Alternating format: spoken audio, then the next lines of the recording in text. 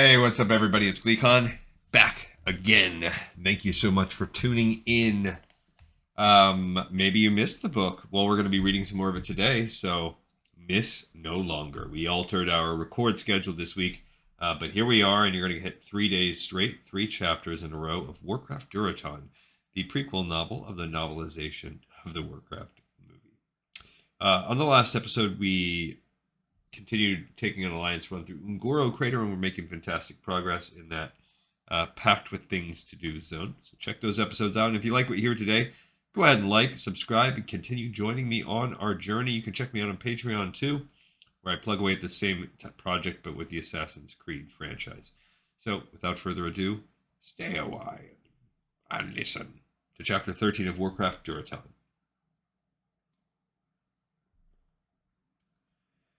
The very young and the very old were the first to die. As the grim gray light crept over the land, a wail went up when a mother discovered her sleeping child would never awaken. Others developed racking coughs and followed over the first few days, their tiny lungs unable to recover from the heat and the smoke. The oldest, too, were not strong enough to fight off the brutal effects of those first devastating minutes of Great Father Mountain's destruction. Fights broke out over the heartbreaking task of burying the dead. Some wanted to cut trees to burn the bodies, others insisted they be offered to the earth. But firewood was needed more by the living than the dead, and the earth was frozen solid.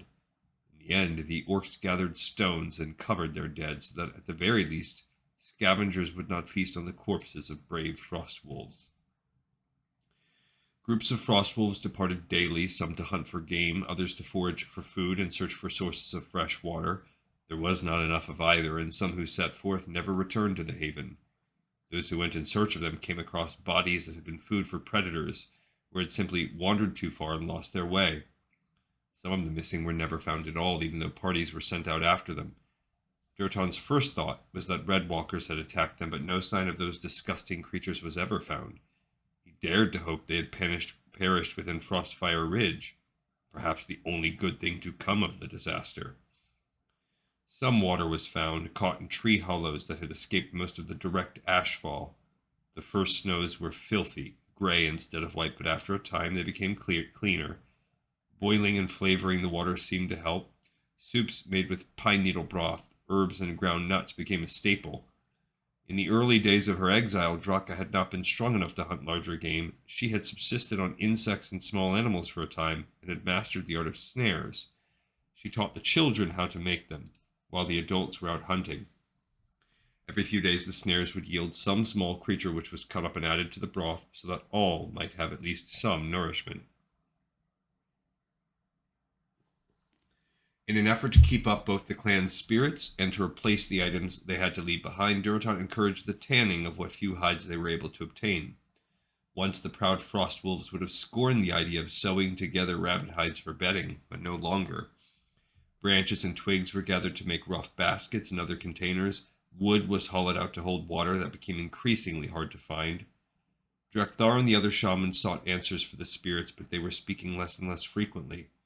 One memorable night, though, Drekthar was told by the spirit of water to watch for a red jay flying overland in a straight line in neither the morning or the evening. In either. The children made a game out of keeping watch for the bird, and Durotan promised that a special song would be made for one if they found it. It was the only sign they had, and after many days passed with empty skies, Durotan began to doubt it would ever appear. Until it did. Draka, Durotan, and Gia had been out on 2 different hunts since before dawn. Orgrim had been left with the task of defending the encampment, and by the time Durotan returned, Orgrim had been stalking up and down the camp. "I am so glad you are back," Orgrim said. "I have no idea how to deal with the realm of the spirits, and Drekthar knows it." Drekthar was sitting on one of the stones, still and calm. Beside him, decidedly not still and calm, was Nokrar's youngest, Nizka, who fidgeted and played constantly with her one single long braid. Currently, she was chewing on it with her tiny teeth. Durotan's brow furrowed, and he turned to the elderly shaman. "What is going on?" he asked. Drekthar said, "The spirit of water has sent us the red jay, as promised." "What?" "Young Niska saw it first right after dawn. She and the other children followed it. She tells me that it landed upon a boulder not far from here. We have been awaiting your return before investigating. You promised me a song, great chieftain, Nizka piped up. Standing behind her, but not taking any attention away from their daughter, stood Nokrar and Kagra. For a moment, Durotan couldn't place a finger on what was different, and then, when he understood, he almost stumbled. Everyone was smiling. Without thinking, he found himself turning to look for Draka. She too looked astonished but happy. Her smile widened when her eyes met his. It was with difficulty that Durotan returned his attention to Nizka.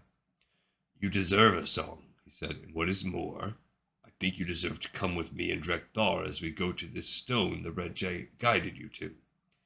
He swung Nizka atop his unarmored shoulder, and she shrieked with laughter. How long had it been since he had heard the sound? Spirit of water, he thought, please do not toy with us, not now. So tell me, little sharp eyes, where did this Red Jay fly? That way, Nizka said, pointing before sticking her braid back in her mouth. Palkar assisted Drekthar in rising, and the four set off in the direction the child had indicated. They were not alone. Draka fell into step beside Durotan, smiling at him and the obviously delighted child. Gia, too, accompanied them, and before Durotan knew what was happening, he had a small crowd in tow.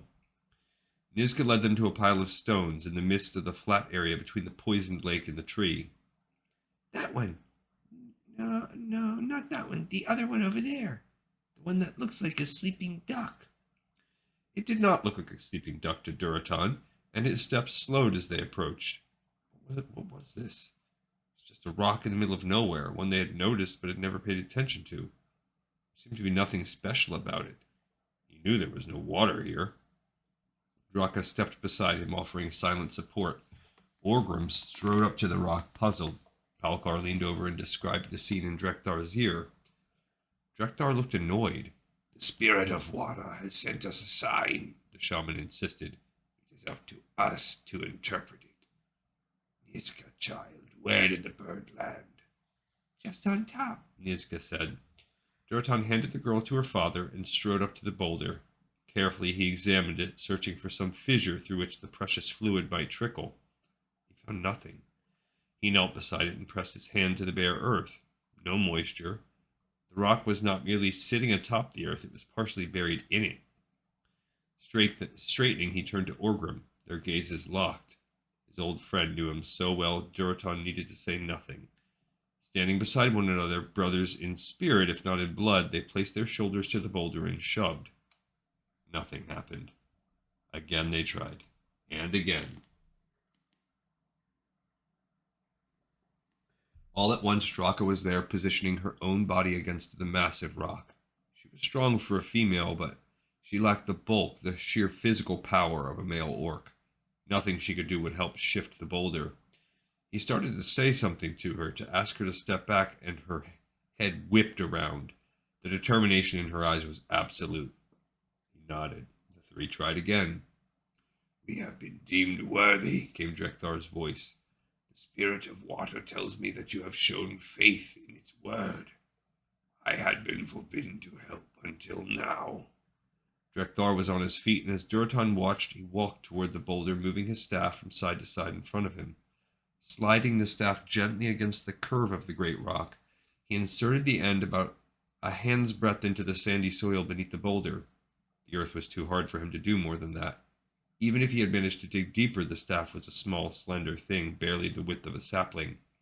The only thing Drekthar would get for his effort was a broken staff, and even though Durotan knew this, he knew it.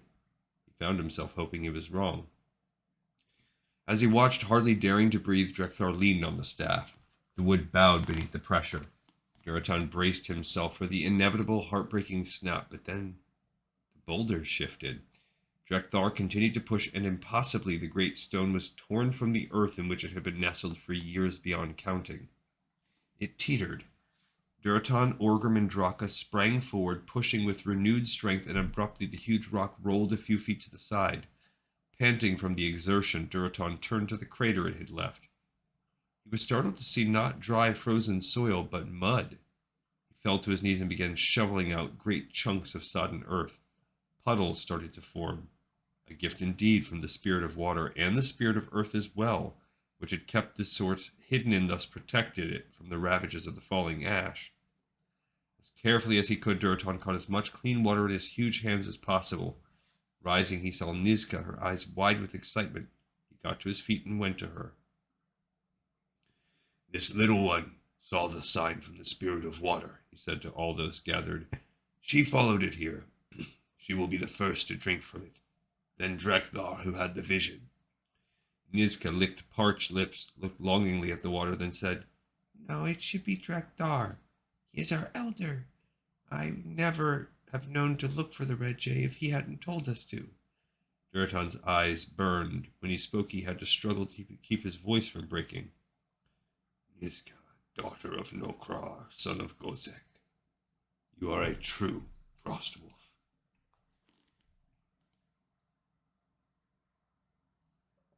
Nizka stood very straight, her eyes shining with pride. As Durotan turned to Drekthar and offered the slightly muddy water to him, Palkar guided the shaman's hands to Durotan's.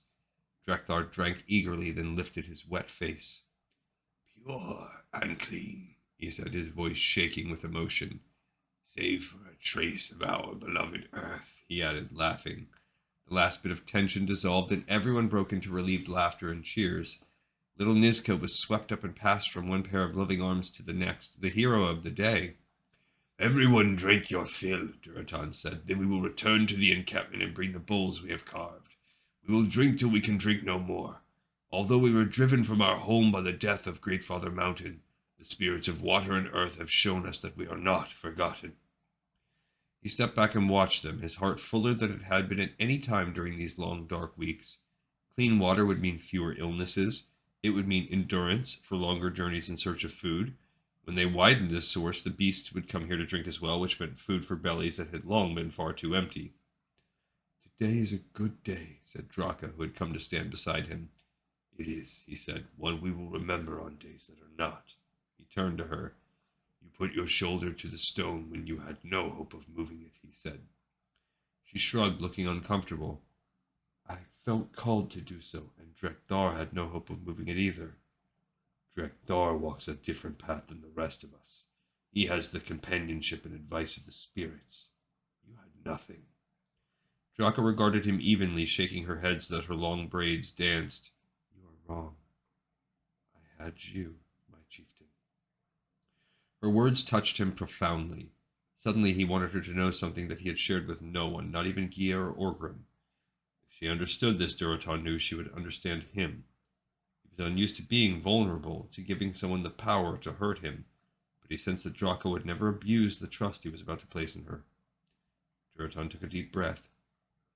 "It has been difficult since my father's death," he said. "You may have heard the whisperings." Draka cocked her head, uncertain as to where the conversation was going. "I have heard, yes," she said honestly, "that he did not even lift his weapon at the end." "It is not that he was afraid to fight," Durotan said, and quietly, while others celebrated around him and went to follow his orders, he told Draka about the strange malady with which his father wrestled prior to his death. Gia and Drekthar knew, of course, as they had been present during Garad's sickness, but Durotan had told no one, not even Orgrim. Draka listened intently, not interrupting, as he told her what had happened, and how it had driven him to do all he could to remove the stain from his father's memory. "So," she said at last when he had fallen silent, "not only have you had to deal with the loss of a father, and challenges and hardships we have never before encountered, but you do so with the extra burden of trying to honor Garad's legacy. The true strength of a clan lies in its ability to support one another. I am glad you have had your mother and Orgrim to help you, Durotan, but even so you have been tested beyond what anyone could expect to endure." Durotan had always been treated with respect, and he now realized he had lived until Garad's death an easier life than the rest of the clan. He was not used to being refused, but now he felt nervous as he reached for Draka's hand, so very small in his.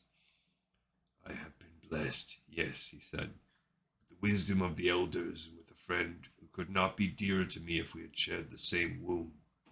But you are right, there is much that lies heavy on my shoulders."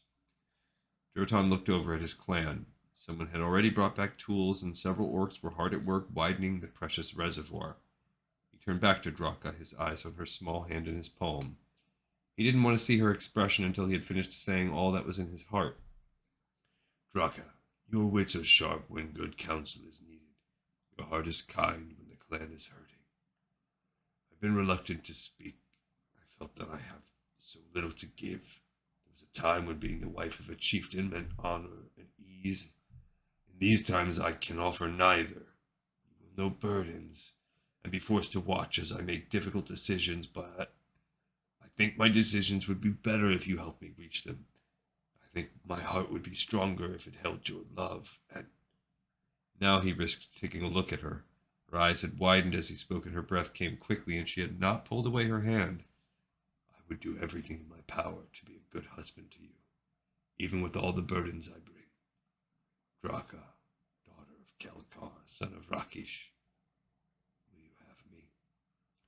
Her expression softened, her warm, dark eyes shimmered with unshed tears. Durotan, son of Garrett, son of Turkosh, she said, you are right. This is a dark and frightening time for us. You are laden with many burdens. No one knows what new challenge awaits us on the morrow, and that is why. Durotan braced himself for her rejection. You are an idiot for not speaking sooner, and I will have you for as long as you let me speak truth to you. His people were still on the verge of starvation. Their shelter was insufficient, and no one ever grew fully warm. Until just a few moments ago, they had no reliable source of water. But none of that mattered as Durotan gazed into Draka's sweetly sly, loving face. It is because you speak truth that I love you, he said simply, and I will unto my last dying breath, whatever happens. Whatever happens, she agreed. The Frostwolves, already rejoicing over the fresh water, received the news with thundering approval. Though initially Draka had been looked upon as a curiosity, she had swiftly proved her value to the clan with her knowledge and skills. They were bonded that very night in a small private shelter of stone and wood that had been quickly constructed for the new couple. The setting was, Durotan lamented aloud as she lay in his arms, far from what Draka deserved. She shoved him just hard enough and said that all she needed was him. They had one another, and the clan had them, a united, devoted, and determined pair. They would both serve the Frostwolves as best as they could for as long as breath was granted to them. Whatever happened. Till death do us part, right? How true is that? So, pretty good. A moment of brightness, a ray of sunshine in this dark, stormy pall that has slipped over this story.